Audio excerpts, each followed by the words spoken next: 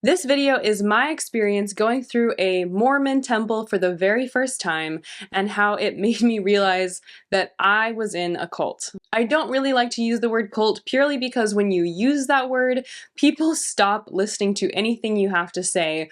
But based on what I'm going to do for the thumbnail of this video, I guess if you're an active member who's questioning or curious, if you've gotten this far, maybe the word cult will not be enough to scare you off. I felt tremendously betrayed by the temple because I was brought up to believe that it was the house of the Lord, the most sacred place on the planet, and I went into my endowment and initiatory expecting it to be the most significant spiritual experience of my life. And so going from the highest of expectations to experiencing what was a very culty, scary, intimidating, and messed up and sexist, etc., etc., etc. ceremony was very frustrating, and I felt very betrayed by it. I think going through this with the handshakes and the prayer circle and the embracing someone through a veil and going through all of this and then being asked to wear underwear that represented everything I had just experienced, and not just wear that underwear occasionally, but wear it all the time, day and night for the rest of my life,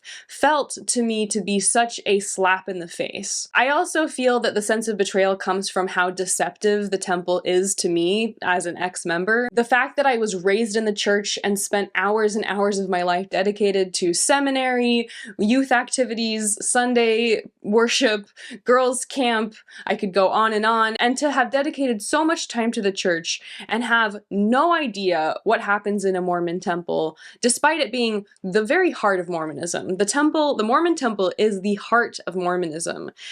That felt deceptive to me. And when I served a Mormon mission and I'd gone through the ceremony and I was teaching people while wearing the garments and knowing that I would not be telling them at all any specificity as to what happens in the temple, I felt then that I was participating in the deception. I was participating in the lie. I was asking people to get baptized, give tithing, get their kids baptized, become fully fledged members of the church, and to do all of that without any comprehension of what happens in a Mormon temple, and without letting that person know at all, hey, this is real Mormonism. This is what's at the heart of Mormonism. This is what everything in Mormonism is designed to pull you towards. Is not just, Jesus. It's not just, oh, we're singing worship songs. It's not just, this is about community. It's about prayer circles. It's about standing at a veil. It's about secret underwear. It's about a culty ceremony where you learn secret handshakes and secret names. And that's the heart of Mormonism. That's what everything is designed to lead you towards. This video is going to be specifically my experiences going through the temple for the very first time, so it's going to be mostly me telling my story, my personal experiences, but I'll also be mixing in some of the explanation as to what all of this meant. The first time you go, you really don't know what to expect. Like I said, you don't know almost anything at all besides the fact that it's important and sacred. So to list all of the things that happen in a Mormon temple, because there are several different ceremonies. There is the baptisms for the dead, which you begin to do at age 12.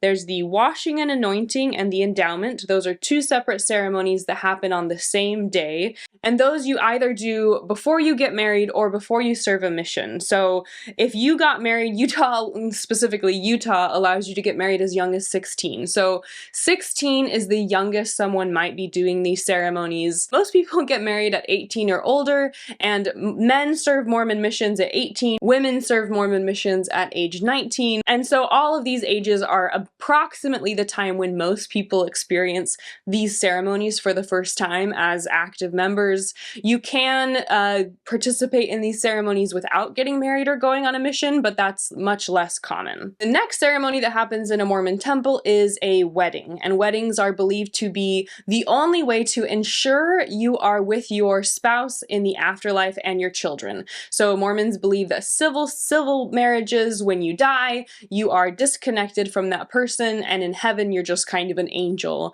But if you are sealed to someone, if you are sealed in the temple, that's called sealed, if you're married in the temple, then you are with them in the afterlife. You're also sealed, you're connected with your children in the afterlife, and the temple is the only place on earth, according to Mormon belief, where that is possible. I was 24 when I got married, and so at 24 is when I experienced the marriage temple ceremony for the first time. The final ceremony that happens in a Mormon temple is known as the second anointing. This is reserved for basically the highest level members of the Mormon church, the highest levels of leadership. Not only do you have to be in leadership, it also only typically happens to people who are in their, 60s, 70s, or 80s, and so I never experienced the second anointing. I do have a whole video about it, but I won't be sharing any personal experiences about it today because I never went through the ceremony myself. I'm going to go a tiny bit out of order with those ceremonies purely because the initiatory and the endowment to me are kind of the centerpiece of the temple. It's the part that you attend the most often. It's the part that's kind of the most important in my opinion. All of the other ceremonies hitch their wagon to the endowment and the washing and anointing specifically, and so that's what I'm going to start with, and then I'll talk about the other ceremonies after I finish my explanation of that. In every room in my home growing up, we had a photo of the temple. That was a really important part of the layout of our home. I don't think every family had this necessarily, but in my home, we had a picture of the temple in every room. In my opinion, I think this was kind of a way to always have the temple in the hearts of my family, a way to show just how important the temple was to my family specifically. I have so many journal entries growing up, even before I turned 12, of me talking about my excitement surrounding the temple. In this journal entry from 2005, I say, I can't wait to go on my first temple trip. I really want to go. My first trip will be to the Houston temple, but my second one will be to the San Antonio temple. The pictures below are of the San Antonio temple. I got them today in a pamphlet, which I got from church. I wrote to the side here, the spirit was strong. Here I wrote the baptismal font where I will perform baptisms. You can see I've chosen to include a photo of Jesus and a photo of the baptismal font. On the next page of my journal, I have 2 more sections from the pamphlet. My journals are honestly completely full of entries like this, and I've read some of them on my Patreon. In this entry, I talk about visiting the Temple of the Community of Christ. Community of Christ used to be called the Reorganized Church of Jesus Christ of Latter-day Saints. So they're a break-off group essentially from Joseph Smith's original church, and they have a temple, and you're allowed to go inside their temple. And it's so funny to me how much you can see how the indoctrination of how this church was the bad church gets through in my journal entry. I say next to LDS Visitor Center was the Reformed Church temple, in quotes. It was all swerved and weird, and it looked evil and swerved. I will put a picture in here after I took a really good one. I didn't get that one printed. We took a tour of it, and it was awkward. They pretty much don't believe in anything. Their little pamphlet that we got says, we believe that one's moral beliefs take precedent and unity, which I'm not really sure what I even meant by including that quote. Weird, it didn't feel very spiritual. It's so ironic that I went to this break-off group's church, and I remember the entire time my family essentially saying, this place is evil, this is a bastardization of the truth of Jesus Christ.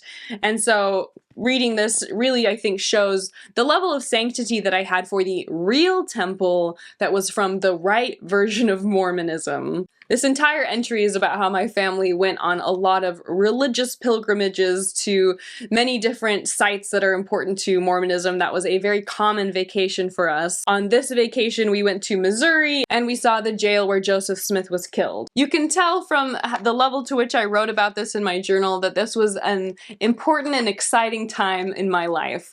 This is the journal of a teenage girl. It's just I think sometimes people don't understand how much the church dominated my childhood. Anyways, I also grew up singing the song, I love to see the temple, I'm going there someday. I'll covenant with my father, I'll promise to obey. And it's the whole song is just about how much you're excited to go to the temple. And the entire song is meant for children as young as primary age, 4, 5, 6, 7, just romanticizing the level to which the temple is this amazing, beautiful spiritual place. And so this was always held as just a beacon of goodness that I had to look forward to. It was held as this magical, beautiful, perfect place where God, literally God and Jesus Christ, walked the halls, and that someday when I was older and I was worthy and I was faithful, I would have the privilege of going through the doors and finally seeing what the inside is like. As I said, my first entry point to the temple was doing baptisms for the dead. This is a belief where if someone passes on without having the beautiful opportunity of becoming Mormon themselves, you can baptize their souls in proxy, and then in the afterlife, they get to choose to accept that baptism. And I did these starting at 12. I'll talk about that in a bit, but I also did them from 12 onward into college. So part of my college experience was every Saturday, basically without fail, I would go with friends to go do baptisms for the dead in the Provo Temple. This would also be date nights, this would be friend hangouts. The Provo Temple was always totally packed because it was full of all of these young Mormon kids who were taught, like I was, that the temple was the most important place on the planet. And so it was a huge part of BYU culture to go to the temple, usually to do baptisms for the dead, because if you didn't have the endowment ceremony yet, the baptisms for the dead were the only thing that you could go to the temple and participate in. And I literally used to brag when I'd be meeting a guy I would be interested in. I'd brag about how often I would go to the temple. In this book, I have a book of lists, and among the lists, I have dream man musts. So these are qualities. This is a very common activity to write out all the qualities you want out of your future husband.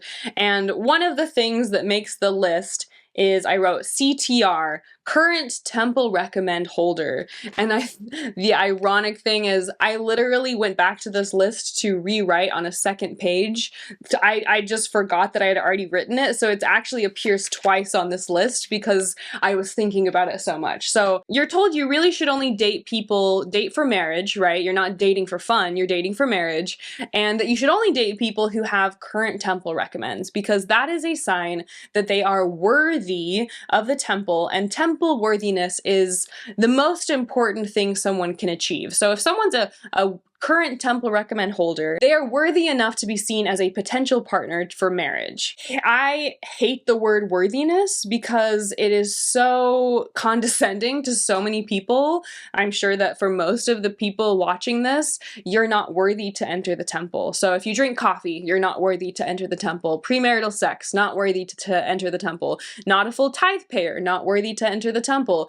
Me, right now, I'm not worthy to enter the temple. So I consider myself to be a mostly good person. I'm a good mother. I'm a good wife. I like to believe I'm a fairly moral person, though not perfect. But I'm not worthy to enter the temple. I mean, part of that is also just baptism. So if you're not baptized, you're also not worthy to enter the temple. So there's this whole long list. But this word worthiness really conveys a sense of self-importance, in my opinion, that to be worthy to enter the temple means that you're kind of better than everyone else. I mean, just the word worthiness is a value judgment, in my opinion. I also think the unintended effect of someone being temple worthy is, to be temple worthy, you have to answer all these questions with your bishop. I've talked about this in previous videos. But if someone has a temple recommend, you mentally just think they're a good person as a member of the Mormon Church. Temple worthy, good person. And the truth is that a lot of people who are not good people, predators, abusers, etc., are still temple recommend holding members of the church. And so the bishop doesn't actually have any special insight into if someone is truly a good person or not. It's just that if they're answering those questions correctly. And so I know of cases where people have dated or married individuals who are actually kind of bad people, but because because they have a temple recommend, they get a free pass on any further scrutiny purely because their bishop has declared them worthy. As you all know, I try to pack a ton of research into my videos every single week, and between researching, editing, filming, 2 kids, and my husband's busy job, life can feel really chaotic. Finding time to plan healthy meals can feel truly impossible, but when I don't have time to grocery shop or make an extensive list, I'm glad I have HelloFresh. As summer fades and the hustle picks up, I am all about finding easy, wholesome meals that don't break the bank. That's where HelloFresh comes in.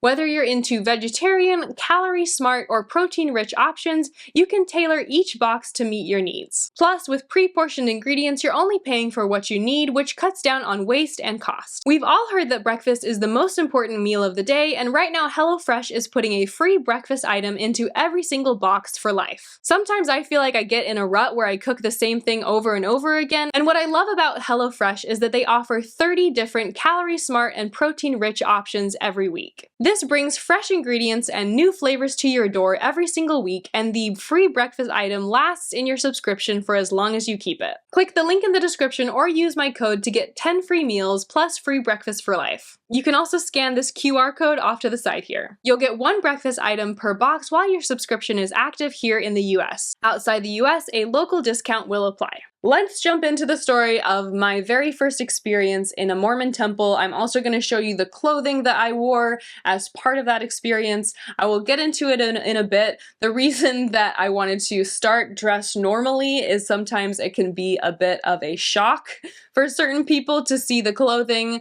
That's not to say I don't often wear it in short form videos, but I figured I'd start dressed like this and then show you how the transformation takes place across the course of the endowment, so just know that that is coming.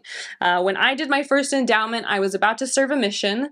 I was maybe 2 or 3 weeks away from my report date to the missionary training center, and I received my endowment in the Louisville, Kentucky temple. It's called receiving your endowment because you're basically getting it from heaven, I suppose. That's just one of those funny little Mormon terminologies that often come up when discussing this type of thing. I was, like I said, 20 years old, and I think it's one of the strange things about getting a little older, now I'm 32, is realizing that you were really young. When you're around 18, 19, or 20, you're old enough to be legally considered an adult, you're old enough to feel like you're an adult, but you're still young enough to be very malleable and easy to tell what to do, and I think that that's one of the reasons of many that this is the age where the endowment happens, the age where missions happen, the age where marriage happens, because you're basically just barely out of the house, and then you're immediately asked to commit to marriage, mission,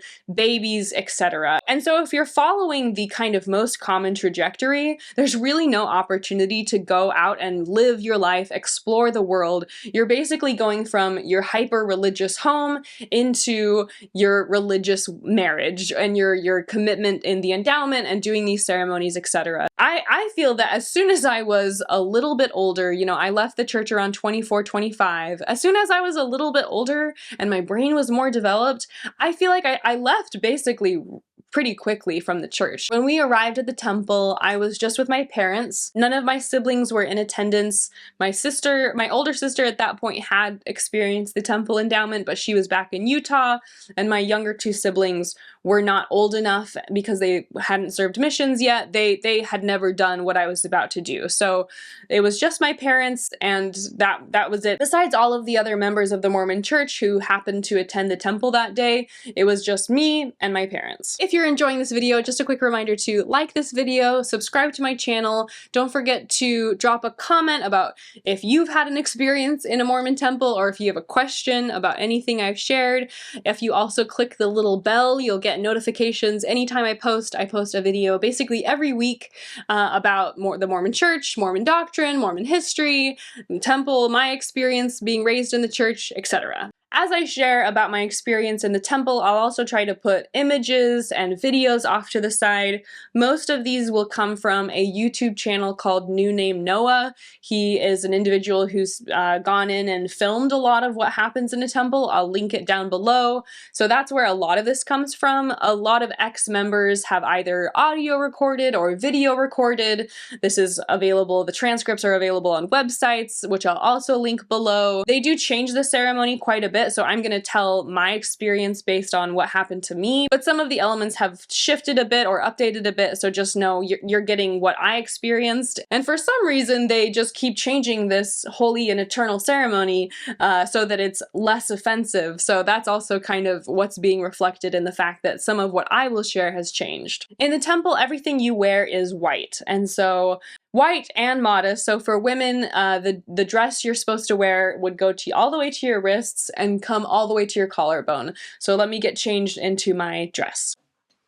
When I went through for the first time, I wasn't wearing this dress specifically. I was wearing something called a white shield. Here's an approximation of what that looked like.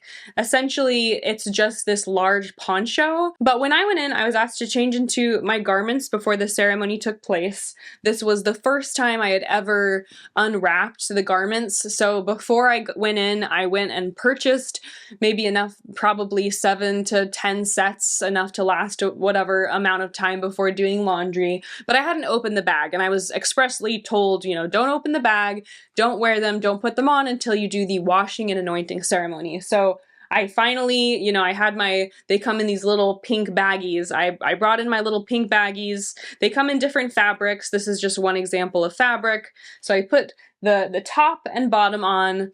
I put the shield on over it, so I'm wearing 3 foreign pieces of clothing, so garments, shield, and then I stepped out of the stall and walked to the area of the temple where the washing and anointings take place. For this portion, I was not with my parents, I was not with anybody I had ever met before. It was 2 female temple workers, and they take you through 4 different stalls. At this point, I was just filled with basically just excitement. I was nervous because it was, being asked to put on new underwear and step into a stall with 2 strangers is already scary, but I had a lot of trust that everything that was going to happen was going to be, like I said, the most wonderful spiritual experience of my life. So at this point, I was full of hope, full of excitement, and just fully ready to kind of receive whatever it was that was about to happen to me while I was in the walls of the temple. For the washing and anointing, you step through the stall,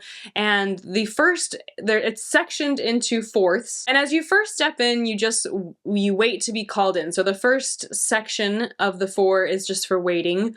The next is for the washing. So that's where they would put water on your head. They put water on my head and laid their hands on my head and essentially began to speak a blessing. Already this was a mind-blowing moment because in the Mormon church, a woman can never put her hands on someone's head except for in the temple. And I had no idea that happened in the temple. So growing up, I had seen all of these instances where men could give blessings, men could it's called the laying on of hands. And so I'd always seen this to be something only men could do. So I have always thought of this as the only part of the temple I actually enjoyed was when I received a blessing from women, which was so, it's not even that I knew these women. It's not like it was my own mother or people I had met, but just the mere fact that there was an opportunity for a woman to do the physical action of putting hands on another woman's head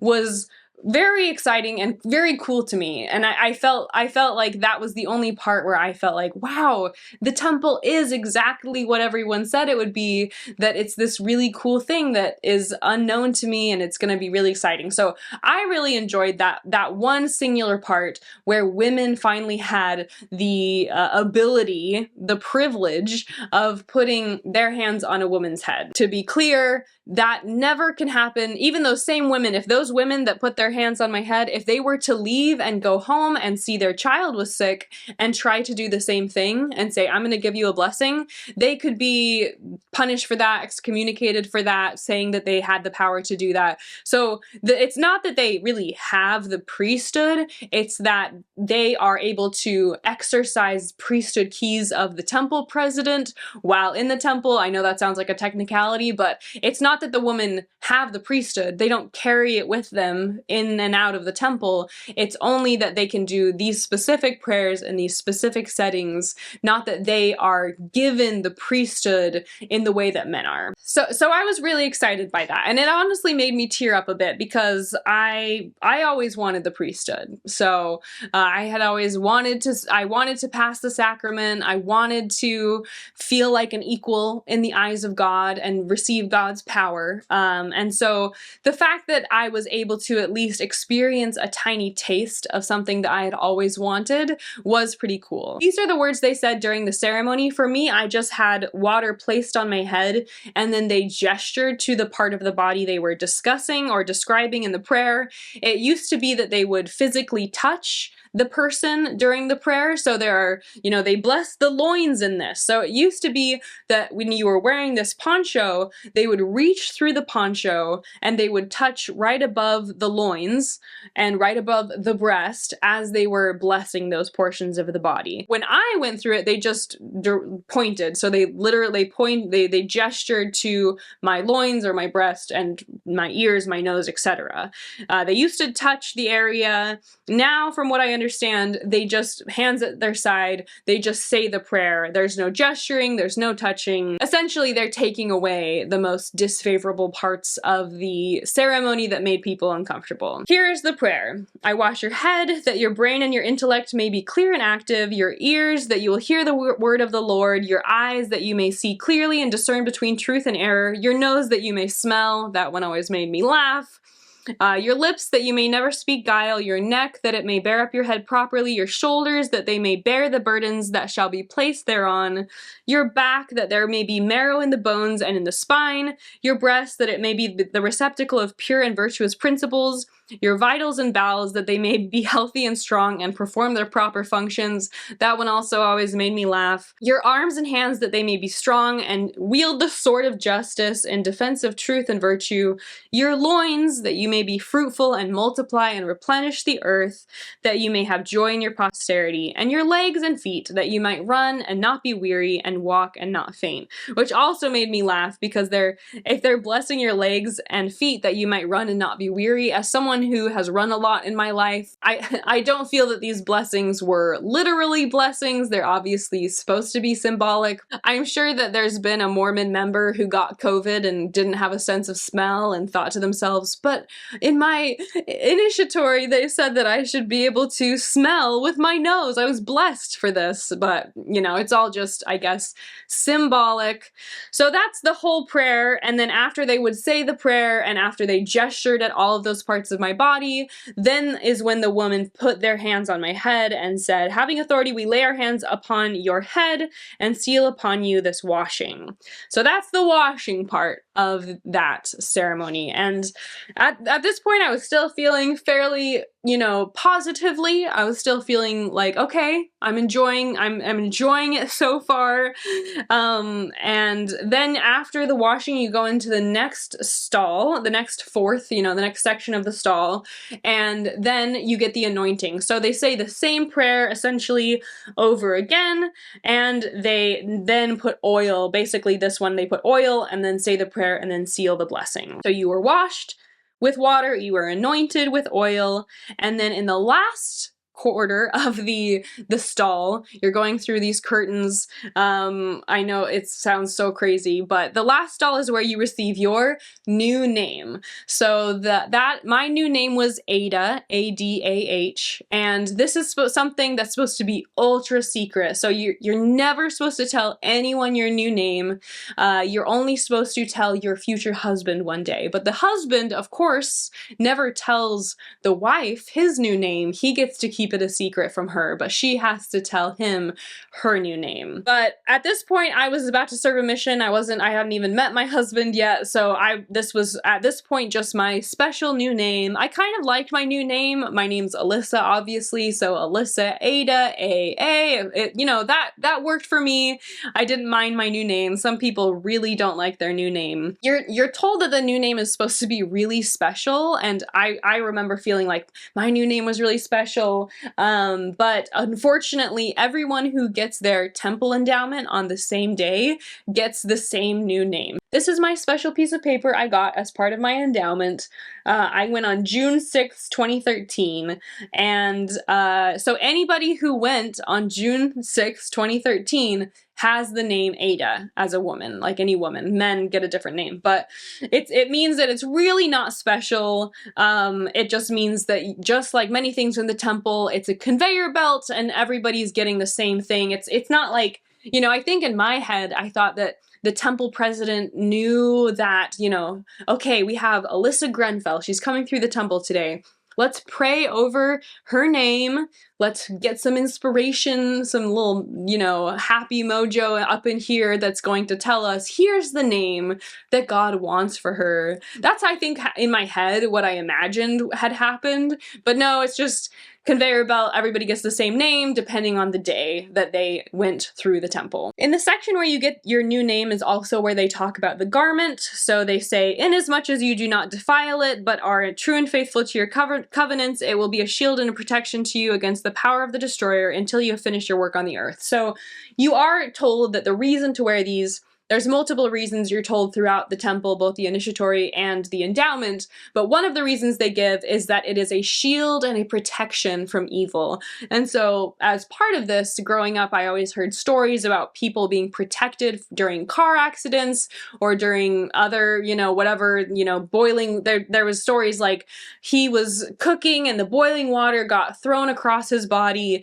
and anywhere that the garment was touching, he was protected, but his, you know, beneath where the sleeve of the garment was, he was, you know, 3rd degree burns or whatever, which by that logic, you'd think, you know, garments would go down to your fingertips and we'd all be wearing like tiny, you know, completely covered in garments.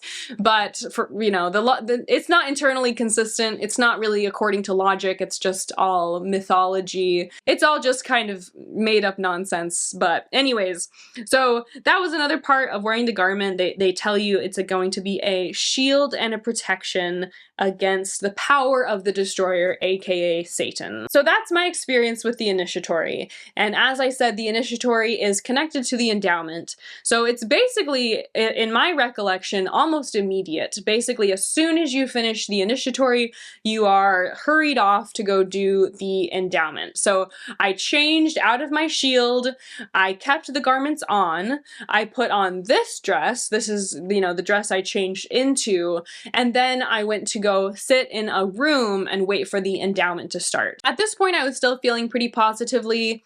I feel like maybe if I just had the washing and anointing and had gone home, that would have felt like enough for the day and I could have processed it, but they really don't give you any chance to process it. You go straight into the endowment. I walk in, like I said, my parents are with me, so my dad is sitting with the men, my mom is sitting with me on the women's side. Usually, when I went at least, they make the person getting it for the first time sit in the front. And as I shared, anyone who's going through their own endowment, you actually get this physically pinned onto your dress. So it's not like you can be on the DL. Everybody knows it's your first time, and they have you sit in the front, and there are certain parts of the ceremony that they have you participate in, or that I participated in, and so you feel very much the eyes of the room on you because everybody knows it's your first time, and everybody, I think, remembers their first time and how weird it is. And so I think that everybody kind of knows, oh, what we're about to do, we've all done 100, if not 1,000 times, but she's about to experience it for the first time. And some people actually do kind of freak out.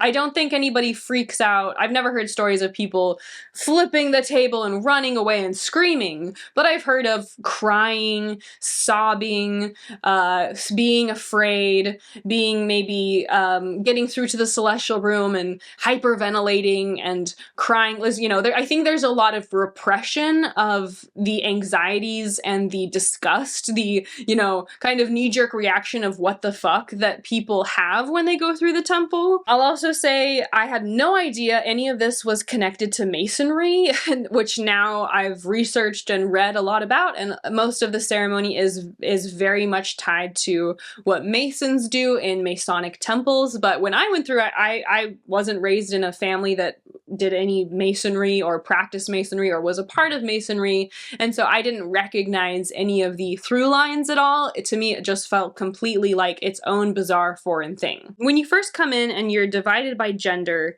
you have a little packet with you. So this is an example of what that might look like. Essentially, it's a little, like a small bag. Usually, it's always made of white, of course. Everything has to be white in the temple. And basically, this is where you'd be keeping all of your temple clothes that you're about to change into. Look, it's all popping out.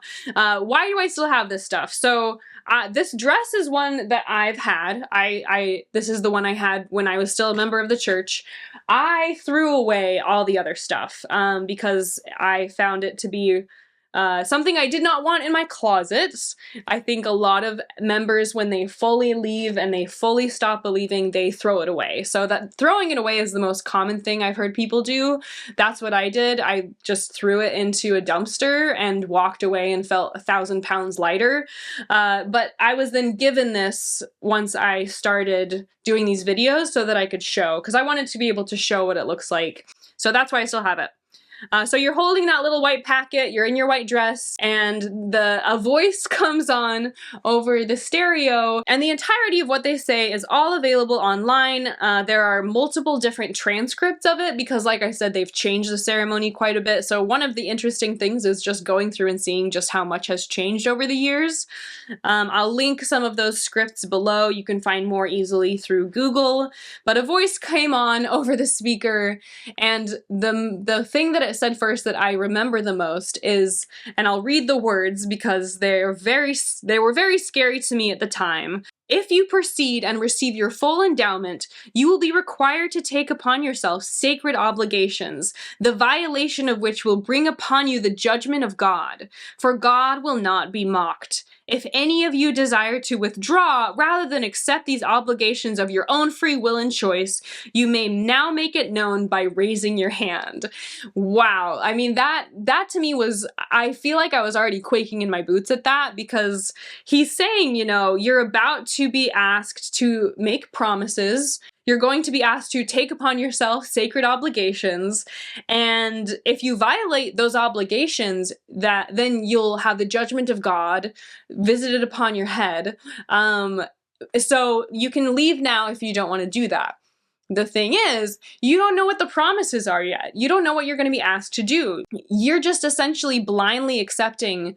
Before, it's like someone saying, like, will you do me a favor? Will you promise to do me a favor? And you're like, well, what's the favor? And you're like, nope, promise me first. And you're like, well, can you tell me first? Because I don't want to agree to something that I don't even know what I'm agreeing to. That's kind of a basic fundamental human understanding of making an agreement, is that you need to know what you're going to be agreeing to before you make the agreement.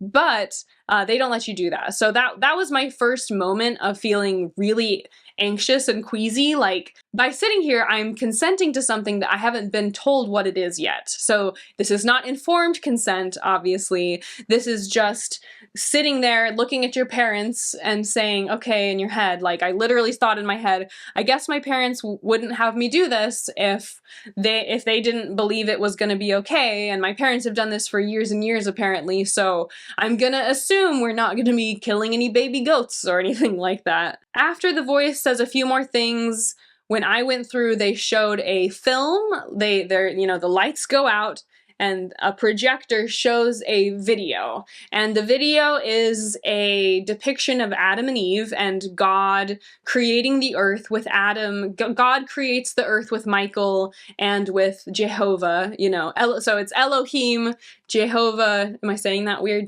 Jehovah, Elohim, Jehovah, and Michael. And they are all creating the earth. Once Michael comes down to the earth as Adam, we also see the creation of Eve.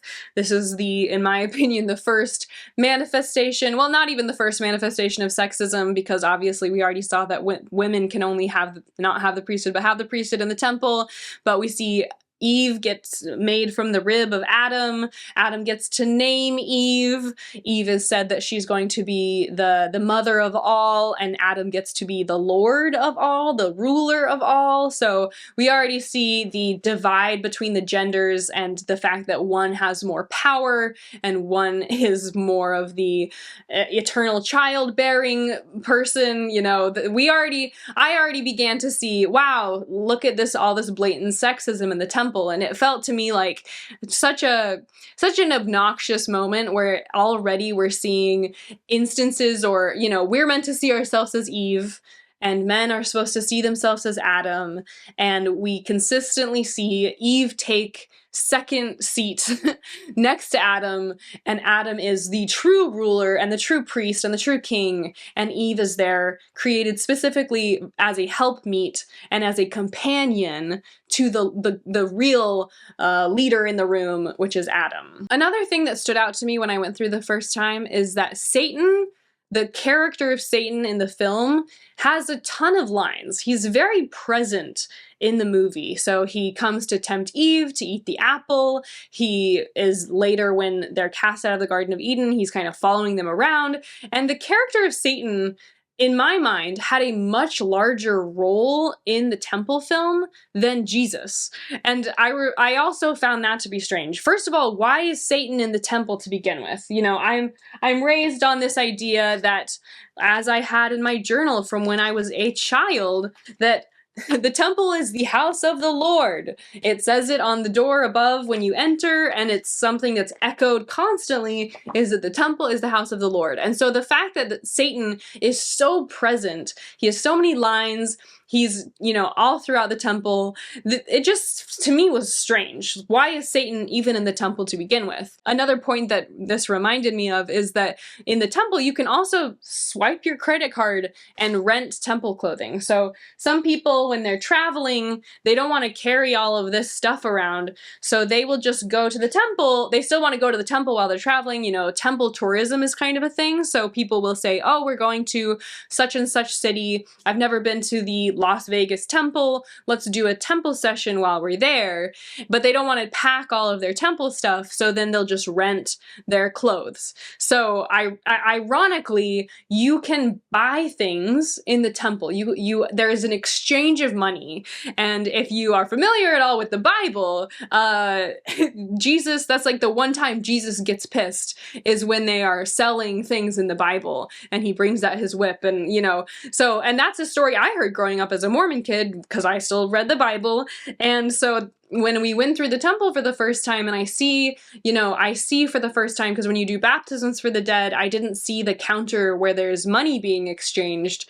When I went through with my parents, though, I saw people scanning their credit card and, you know, renting temple clothing. And I just remember thinking, why is there money being exchanged in the temple? This is biblically, you know, this is the one time in the Bible that Jesus truly gets angry. So Satan being so present in the ceremony was also, to me, very strange. There's sexism in the ceremony. There's a heavy influence of Satan in the ceremony. And to me, it's just, if this is truly the most spiritual experience of my life, and this is truly the house of the Lord, why is there blatant sexism? And why is Satan so present in the ceremony? Why is he even here to begin with? One bone I'll throw the ceremony and Mormonism in general is that Eve is kind of seen as a heroine in Mormonism. She's the reason they left the Garden of Eden, which, because they left the Garden of Eden, that meant they could have children, which is why we're all here. And so the bone I'll throw Mormonism is that Eve is seen more as a leader in that regard. She was willing to do the hard thing, which was to eat the apple so that they could gain an understanding of good and bad. And basically Eve is the reason, she kind of tipped off all of us coming to Earth. So she's portrayed more as somebody who made a hard decision, like, eating the fruit was a hard decision that she made so that mankind could progress, versus the evil whore that was the downfall of original sin. Like I said, Jesus really doesn't show up in the film as much as you would expect. They've actually changed the ceremony so that Jesus is more front and center, and Jesus and the focus on Jesus is ironically something that the church has really pivoted to in the last 20 years or so. I found a graph, which I'll put here, which is basically mentions of Jesus in General Conference. And you can see that Jesus Christ has become much more of a focus of Mormonism. It's the Church of Jesus Christ of Latter-day Saints, but it hasn't always been about Jesus as much as it currently is. And they've changed the temple so that, when I went through, Jesus was not as present. And so when you're going into it, assuming it to be the house of the Lord, and then Satan is in the ceremony more than Jesus himself, you've got to start to just logically wonder why the ceremony is set up this way. One part that I actually found in my research for this is some of the sexism that has already been taken out of the temple. So here's a line that wasn't said during my ceremony, but was said previously. So the line was, "Eve, because thou hast hearkened to the voice of Satan, and hast partaken of the forbidden fruit, and given unto Adam, I will greatly multiply thy sorrow and thy conception, and in sorrow thou shalt bring forth children. Nevertheless, thou mayest be preserved in childbearing. Thy desire shall be to thy husband, and he shall rule over thee in righteousness." So if I'm taking that as I think it's being written, basically childbirth will be very, very painful for you, and it will bring you sorrow because of the pain, but because of, your ability to have children, you'll still find joy.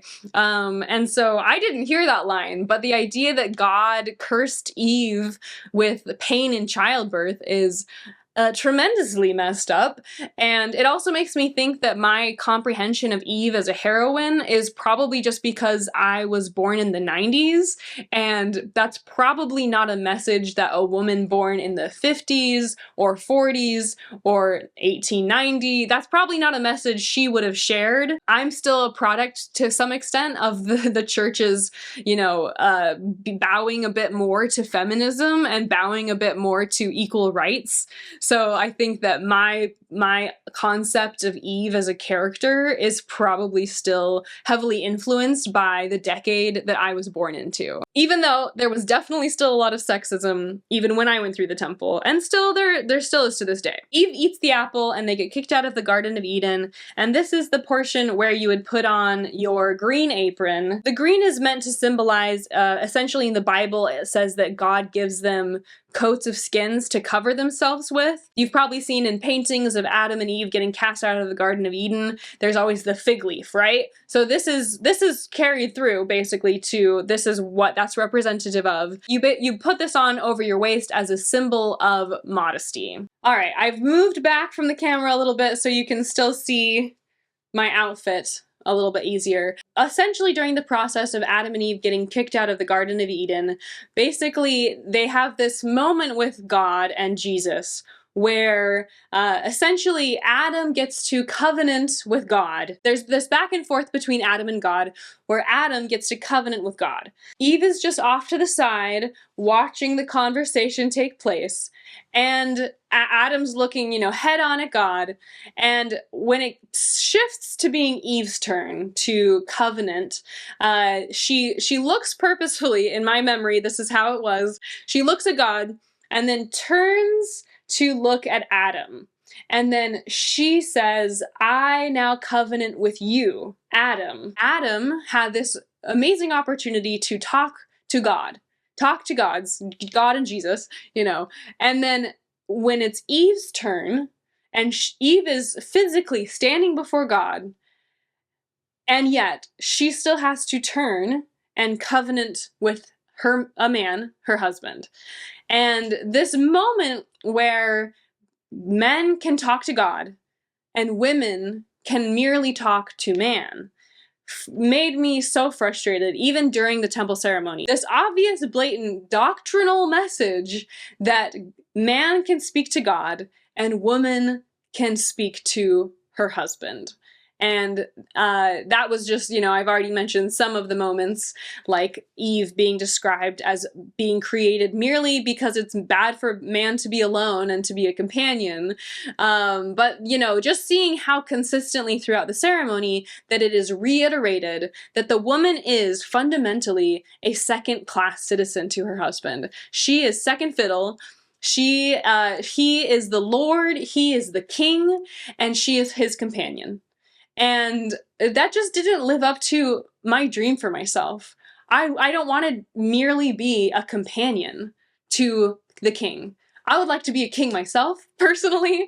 I would like to have access to the same power and authority and self-determination and autonomy and goodness and worthiness as a man. I just found that to be very insulting. And go figure, they took that part out of the temple because they knew that women didn't like it, and women don't want to be treated that way. And so to me, when they take these things out, it's just a slap in the face. It's a slap in the face to me, who had to live through that experience of fundamentally seeing myself in that way in comparison to a man.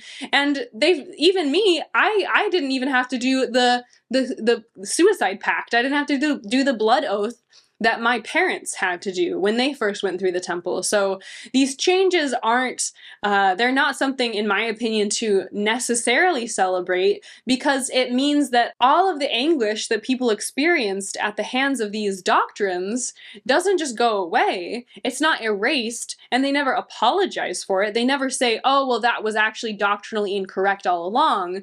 They just secretly change it, and never, you know, they never have to come out and say, hey, we did a lot of damage by teaching that women are second class to their husbands. The film continues, but ends up getting interrupted quite a bit, and this is where the secret handshakes start happening, and the signs and the tokens.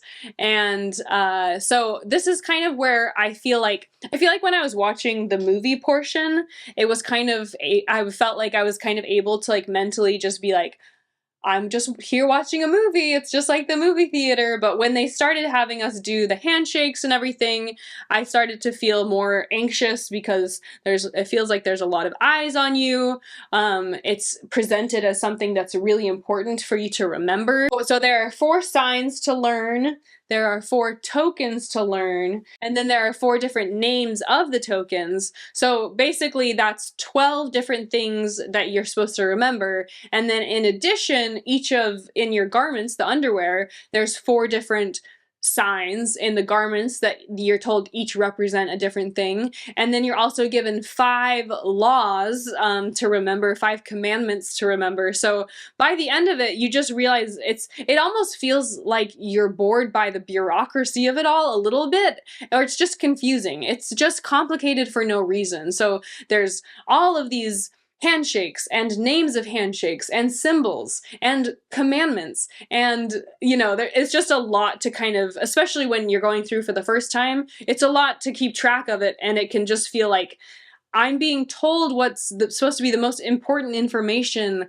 on the planet. This is supposed to be the handshakes that I am learning right now are how I will pass the angels that stand as sentinels at the gates of heaven. So these handshakes are how I get into heaven, but we're going over this information quickly enough that I'm worried I'm gonna forget it, basically. This is what the man's version of this looks like. And so really just imagine that you've been hyped up on the temple for your entire life as the most important experience you'll ever have, and then you don't have any idea, you have no idea about any of this, and then you go through the temple, you watch the film, and you start learning the handshakes, and imagine just the gut punch that this would feel like. That you've fantasized about the temple, as a place that I actually, I heard stories about God walking the halls of the temple, that it's literally the house of God. People literally see God in the temple. People literally see Jesus Christ. So I'm going in thinking there's a chance that Jesus may even reveal himself to me in physical form. I might see an angel. I might see a spirit. I might just feel transcendently happy. Anything feels possible. This is the most important thing that's ever going to happen to me. And this is instead what happens. You get dressed up in this silly outfit, you do some handshakes, you have to hold hands with random dudes, and none of it feels special, and all of it was hidden from you. You never knew it was going to happen. I had no idea. I just had no idea. And I think not having any idea about what is at the very heart, this is the heart of Mormonism. What you now see is the point of Mormonism is to get everyone to this point, to make these promises with God, to learn these handshakes, and to view this as the most ardently sacred thing that exists on the planet. So to list the laws, because there are several laws that you end up agreeing to. So if you remember, I said that, you're going to be asked to make promises. Sorry, this is like, my hair is bothering me. So there's the law of obedience, which is striving to keep all of God's commandments, whether that's not drinking coffee, never smoking cigarettes, never wearing tank tops, etc. The law of sacrifice, which means doing all we can to support the Lord's work. The law of the gospel, which is the higher law that Jesus taught while he was on the earth. The law of chastity, which is a very specific law that gets called out.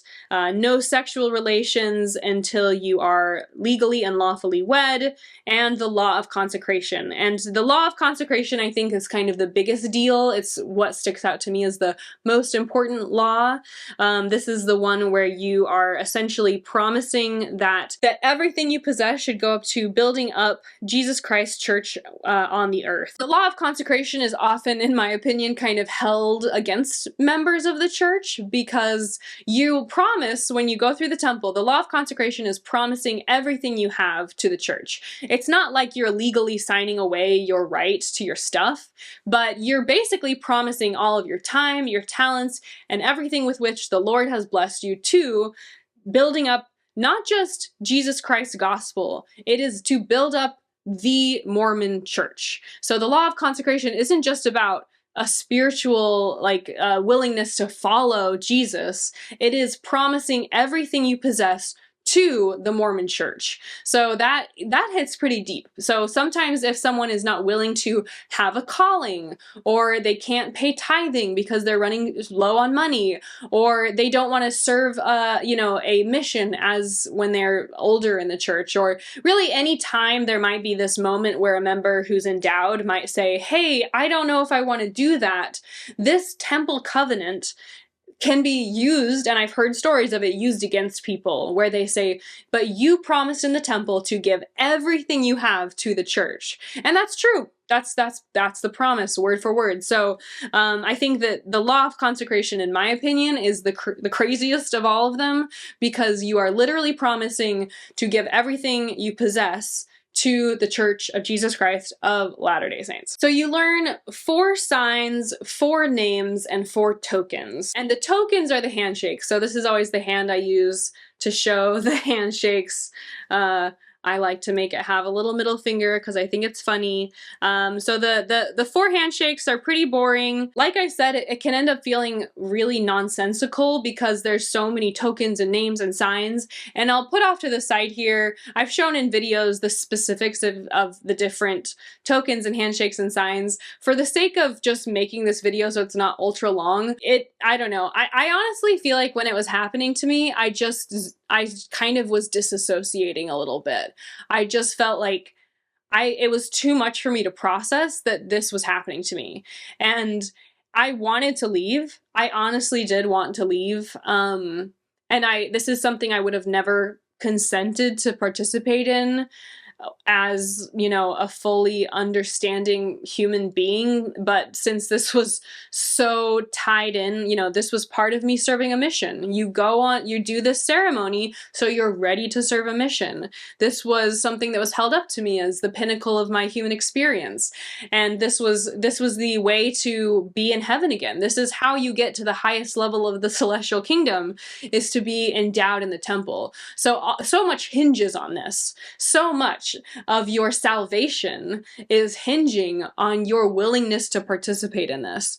And so that's why I was not willing to just get up and walk out, because even if all of this felt foreign and uninspired and cultish, it still felt to me like I did buy into the idea that this is how I was going to get into heaven. So that, I think, was kind of how I was manacled to what was happening to me, and unable to move and unable to protest and unable to say how I really felt, was that so much of my salvation and my testimony of the church was hinging on my participation in the ceremony. So I didn't walk away. I didn't say, heck no. I just continued with the handshakes and everything that I'm describing right now. I kind of explained there's the tokens, so that's the handshake. Then there's different signs with each handshake. As an example of what the signs look like, this is one of the signs. This is one of the signs, or maybe this, I don't know, it does matter, but it's too hard to keep track of. This is one of the signs, a cupped hand, and then doing this is one of the signs. So those are some examples of the signs. That's all of them, really. They used to have you promise penalties. So after you received the first sign, you would do this penalty to promise to, you know, kill yourself. The words you would say is, my throat will be cut from ear to ear and my tongue torn out by its roots. So I didn't have to say that. My parents, though, would have had to say that. Another one would be making this cutting motion over the chest. The words, sorry, it's hard to read. My breasts to be torn open, my heart and vitals torn out, and given to the birds of the air and the beasts of the field. And then the final one is drawing your same, you know, finger, your thumb from hip to hip. And the words were, my body to be cut asunder and all my bowels gush out. So people don't understand always why it's so offensive for me to do this. Partially it's because you used to have to promise to kill yourself if you ever did this, what I'm doing right now. And this is on a very large scale, you know. This is for anyone who wants to click on it. It's not even just me telling a secret to somebody who's not supposed to know. This is very public. So that's another reason why this ceremony has been held as such a secret, is that for at least my parents and older, it was viewed as something so secret, so secretive, that you literally promised during the ceremony to kill yourself if you ever revealed what's being shown here. So that's another reason, that's another element. I never had to promise that. You know, I was offended when I went through it, the sexism, and I'm sure my parents are like, hey, you think the sexism is bad? We used to have to promise to kill ourselves, so it could be worse. I'm gonna take this off for a bit.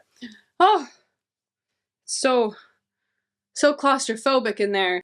They say that one of the reasons you should go back again and again to the temple is because it's so complicated. So it's almost like, because it's complicated, that's how you know it's so special, which obviously is not the case. So some people, you know, most people who are active members go back to the temple again and again throughout the course of their lives, so hundreds of times. And the first time you go through for yourself, so you are doing the saving ordinance, so this is a saving ordinance in the same way baptism is a saving ordinance. You do the saving ordinance for yourself the first time. And then just like I explained baptisms for the dead, that's actually just the beginning. So you actually also do washing and anointings for the dead, and you do endowments for the dead, and you do marriages for the dead. So the reason people go back again and again to the temple is to continuously do these saving ordinance ceremonies for the people who have passed away. But when you do this ceremony in the name of a person's soul who has passed on, then you're still able to you're still doing the ceremony, and so people are supposed to use that as an opportunity to continue to reflect on the temple. I think what's also crazy is that a lot of people do this ceremony only once before they serve their mission. So if I serve my mission, I got to go to Denver, Colorado, so there was a temple there. If I served in a mission with no temple, I would basically be going for a year and a half before going back again. So you would have this whole experience, and then you just never go back again for a couple years. For men, at least 2 years before you get another opportunity. There are other cases, which Mormons love to brag about, where people at great personal expense will, in foreign countries, travel for days. If you get baptized in certain countries, like in Ghana or the Philippines, you may get baptized, but you are several hundred or more miles away from a temple. And so you're still very much encouraged to go. This is a saving ordinance, just like baptism. And so people at great personal expense will go to do the temple ceremony because they've bought into this religion that has been brought to them by America.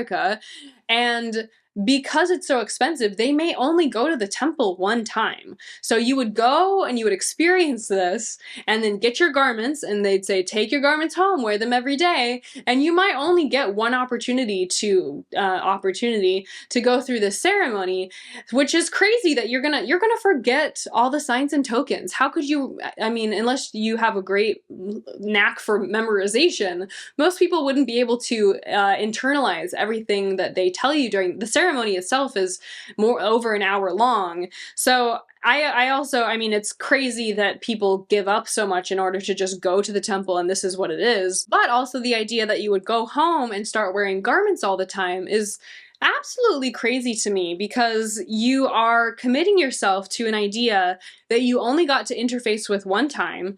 It was very strange. And then you're expected to wear this religious underwear for the rest of your life, potentially with never having another opportunity to even try to figure out what it is that you went through that first time. Okay, towards the end is the prayer circle. When I went through, they say anyone who's going through for the first time who has that pink slip, which I was the only one in the room, needs to go and participate in the prayer circle. So the words that they say is, we would like to invite the witness couple to take their place at the head of the altar, and an equal number of brothers and sisters to join us in the circle, any receiving their own personal endowment, and any who are about to be married are especially invited to join us in the prayer circle. So you know, you've been working through learning the handshakes and stuff, and then they have the prayer circle. So you walk up and you're on this platform, or you know, you're surrounding an altar, and you stand man, woman, man, woman. So my dad was on one side of me, which is, you know, at least nice that I know my dad, but then the man on the other side of me, I don't know. You actually do have to hold their hand or touch them, which I just don't like touching strange men that I've never met.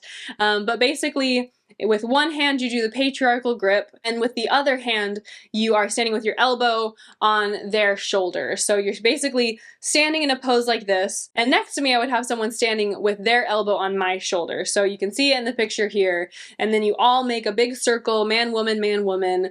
There are some words said. You're basically praying over some names that are in a sack.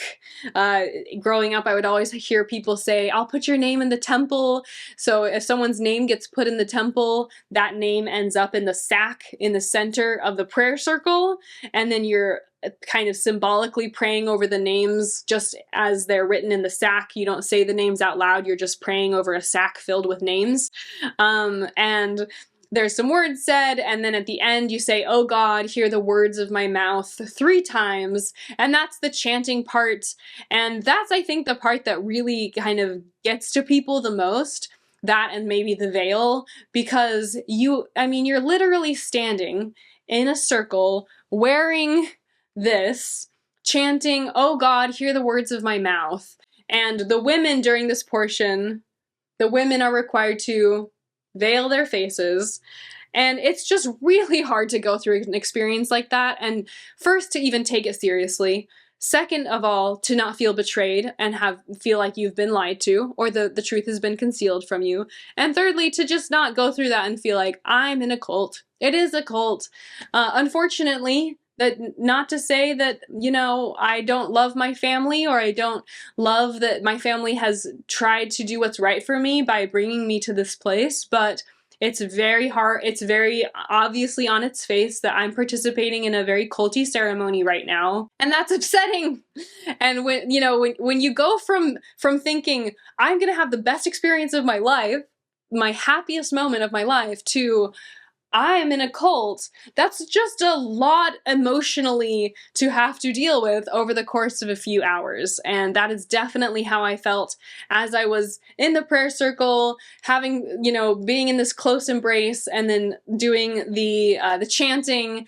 It was hard for me to say anything other than, I hate this, you know, in my head. I hate this. I want to leave. I don't want any part of this. After the prayer circle, you then prepare to go through the veil. So they have this curtain, and they draw back this curtain, and behind the curtain is this white veil, and there are openings in the curtain, and basically it's in Masonry, it's the 5 points of fellowship. And in the Mormon church, they actually, during the temple ceremony, they would also just call it the 5 points of fellowship. They got rid of that, and now just it's called the veil. So basically you go to the veil, and as you're standing at the veil, there's a man on the other side. So I'm on this side of the veil. A man is on the other side of the veil. At the veil, the man on the other side is meant to be the Lord, and there's a temple worker who comes and stands very closely next to you.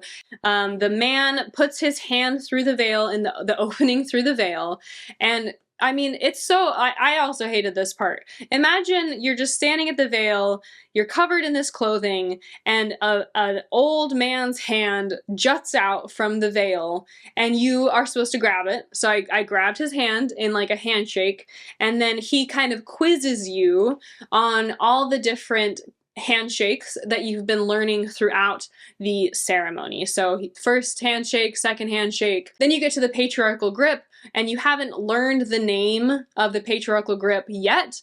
That's kind of why you're supposed to be at the veil. For the first few handshakes, the names are easy. So one of the names is your given name, so it would be Alyssa. One of the names is your new name, which is Ada. So those are single words, right? But the name of the final handshake, the patriarchal grip, is a just a long thing to say. So I didn't know it, obviously, as it was my first time, and the temple worker is meant to help you learn it. So picture this, you're standing at the veil, you're holding the old man's hand. During learning this portion, his hand comes through another hole in the curtain, and he hugs you. This is what it looks like. And that's the 5 points of masonry, that's the 5 points of fellowship. And then your arm goes through the other hole, and you are meant to embrace him. And it's a man. You know, this is not one of, you know, at least in the initiatory, it's all women, but this, you are being embraced by a man through a curtain that you do not know. And then you are instructed to say, with the woman whispering carefully in your ear, health in the navel, marrow in the bones, strength in the loins and in the sinews, power in the priesthood to be upon me and upon my posterity through all generations of time and throughout all eternity. And once you say that correctly, then the Lord or the man on the other side of the curtain says, you know, good job, let her enter. And he pulls you through the curtain into the celestial room. So this is a picture of the celestial room. This is the end of the ceremony. It's meant to be the most happy part of the ceremony. The celestial room, it's basically like a very white hotel lobby, but it's supposed to be really happy. So my mom had gone through before me. She had been pulled through the veil before me, and because, you know, it's one-on-one, so they're kind of slowly pulling people up. You do it one-on-one. There's maybe 5 people pulling the men through and 5 people pulling the women through. So my mom was already in, and I remember that she very anxiously came up to me and basically said, "What did you think?"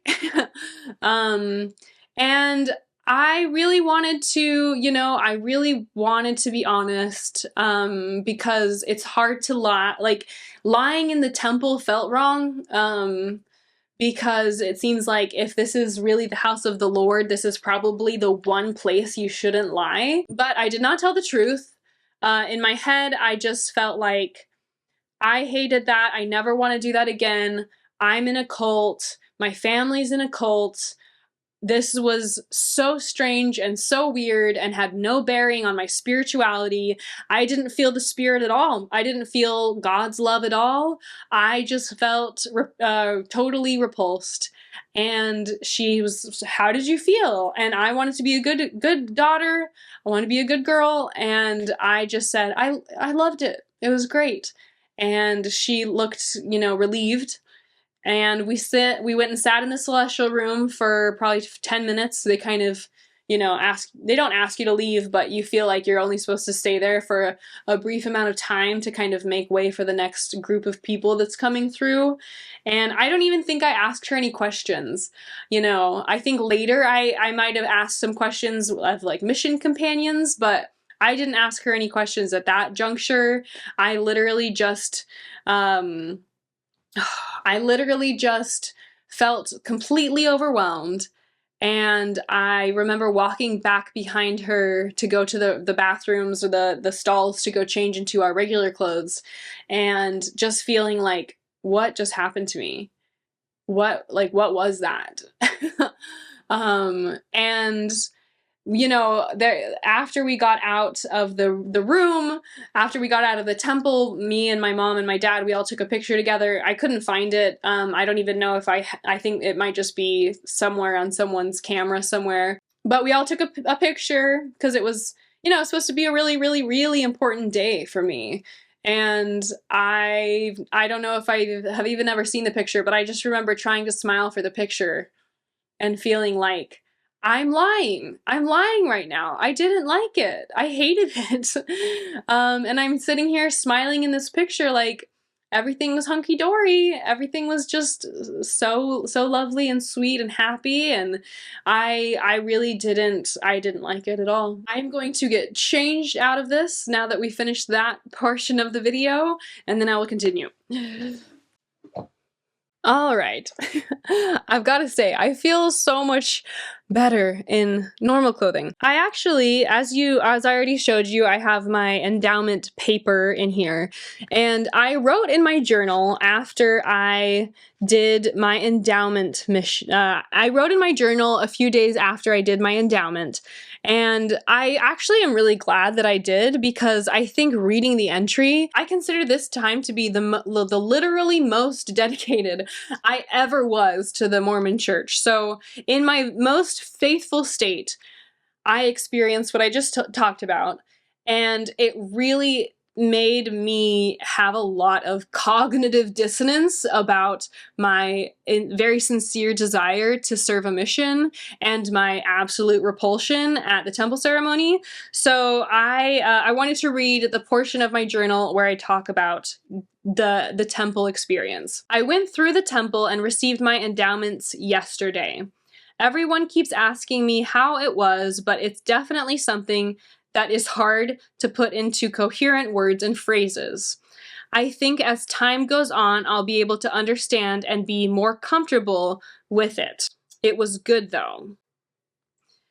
And I think the advice my mom gave me was very sound, that if I have anything I'm unsure about, that I can always pray about it. It was certainly an overwhelming experience though, and I'm not sure how I could have better prepared, maybe knowing anything at all about it. I think I need to pray about it and go again to develop more faith. I'm sure I'll write about it more throughout my life. And that is it. So, I mean, it honestly makes me want to cry reading that, because the idea that I'm describing it as an overwhelming experience, obviously I didn't like it. But I don't, even in my personal journal, I don't want to say how I really feel. I literally say, I think as time goes on, I think I'll be more comfortable with it. So if you read between the lines, I felt then how I'm saying I felt now. I'm just now able to be very brutally honest about it, that I mean, I didn't like it. And the fact that, I know I keep reiterating this, but the fact that I went into it having such high expectations and then experiencing what I did is obviously clear in this entry, that I didn't like it, and I wanted nothing to do with it. After I went through the temple, I did start wearing garments regularly. I wore them from the time that I got my endowment all through my 1.5 year mission, and then about 2 years after that. So all told, I probably wore garments for about 3 to 3.5 years.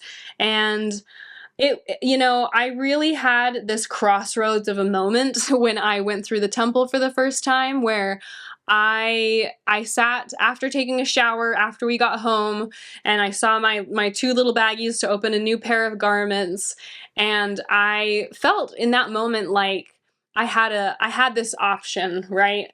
I felt that maybe this was the crossroads where I should just walk away from this church. Maybe I should just say, I'm not going to serve a mission. I wasn't ready for this. I need some time to think about it. I'm not going to start wearing garments. And honestly, to some extent, the fact that I had pre-promised at the beginning of the endowment weighed on me pretty heavily, because I still felt manipulated into, I did promise to wear these though. I promised I would wear this underwear, this was one of the covenants I made when I was in the temple. And as I stepped out of the shower and I'm in my towel, I kind of was like gritting my teeth and just saying, I'm going to do it. If my mom believes in it, and my dad, and my sister who served a mission, and all of these people I trust, I'm just going to do it too. And I allowed myself, instead of saying, no, I need to believe in it myself, I just said, I'm going to take other people's word that this is the right thing, and I'm going to shove any feeling that this is wrong down so far that I can put this underwear on my body and just completely distinguish any feelings I have that this is not what I should be doing. I continued on my Mormon mission. I still went to serve a whole mission. I was there for 1.5 years. And the whole time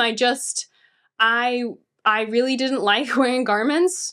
I remember trying to have some conversations with my sister missionary companions or other people who I met. Because another element of this is you're not allowed to talk about it outside of the temple. So once I left those temple grounds with my mom, I actually wasn't even able to ask her anything, like according to the rules. So I couldn't ask my mom outside of the temple. I didn't have another opportunity to go to ask those questions. I think I was worried that my questions would come off as a lack of faith anyways. I remember talking to the women that I was serving my mission with and saying, what do you think? And I felt like in many ways the temple and saying you loved the temple was like its own form of Mormon bragging, because everyone I would talk to would just say, I loved it. I loved it. I loved the temple. I love the temple ceremony. I love my garments. I feel like everyone had such a just kind of mask on that there was no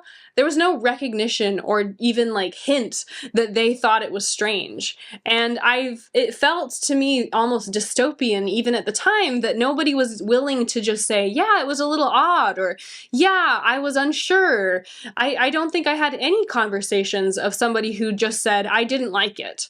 Nobody ever said that. And I think it was because your spirituality is so closely tied with your ability or your willingness to just completely say, I love the temple. I'm not holding anything back here. I completely 100% endorse everything that happens in that building. And so I think that also made me feel very alone and very unworthy. I think I felt a lot of guilt that I didn't like it because so many people seemed to just unabashedly be willing to say they loved it. People would also, this is very common, people would kind of make stuff up about the temple. So for example, they'd say, well, because there's this many pleats, that represents this many tribes of Israel, or in, the reason women veil their faces is in this one part of the Bible, and the reason that this token is called that is because of this scripture. And there's a lot of maybe editorializing or rewriting, or people who would say, I know what it really means, because when you go through all of that, what I just described, you're left with what even was that? How does that have any bearing on my experience in the church so far?